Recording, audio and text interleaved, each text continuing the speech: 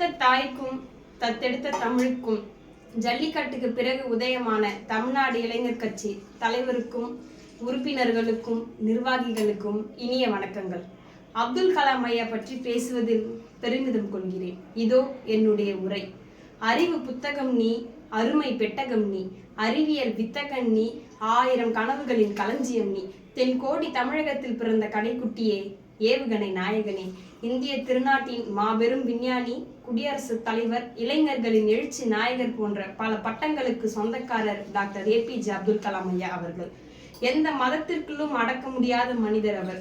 ஒரு முறை ஒரு விழாவில் ஒரு குழந்தை, தாத்தா ஏபிஜேனா என்ன என்று அவரிடம் கேட்கிறார்.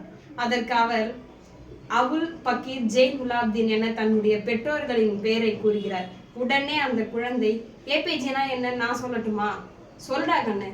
ஏ for Allah, B for Parameswara, J for ஜீசஸ்னு ஒரு பதில சொல்றா.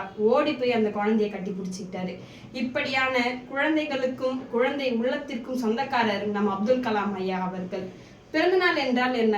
நம்மிடம் இந்த கேள்வி கேட்டால் நிச்சயம் நம்முடைய பதில் புது துணி, கேக்கு, பரிசுகள், இதுதான் நம்முடைய பதிலா இருக்கும். இதே கேள்வி பிசிசி உலகத்தார் அப்துல் கலாம் ஐயா அவர்களிடம் கேட்கும் போது அவர் சொன்ன பதில், வாழ்க்கையில் அந்த ஒரே ஒரு நாள் உன் அழுகை குரல் கேட்டு உன் தாய் சிரிப்பது என்று பதில சொல்றாரு. சொல்லி முடிச்ச அடுத்த நிமிஷமே அரங்கமே கைத்தட்டல அதிர்ந்து.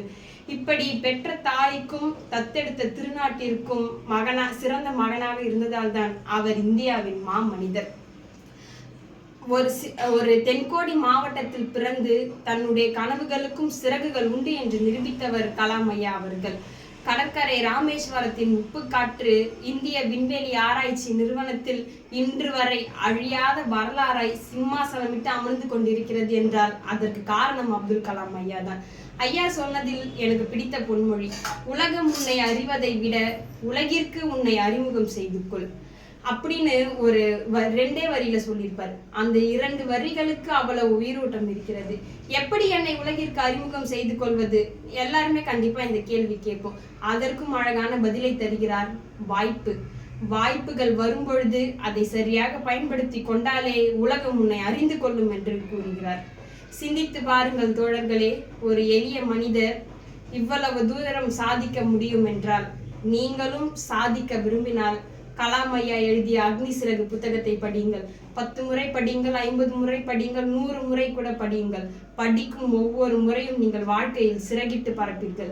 இறுதியாக, வாய்ப்புக்காக காத்திருக்காதே, உனக்கான வாய்ப்பை நீயே உருவாக்கிக்கொள் என்று கலாம் ஐயாவின் பொன்மொழிகளோடு இந்த வாய்ப்பை உருவாக்கி கொடுத்த அனைவருக்கும் நன்றி.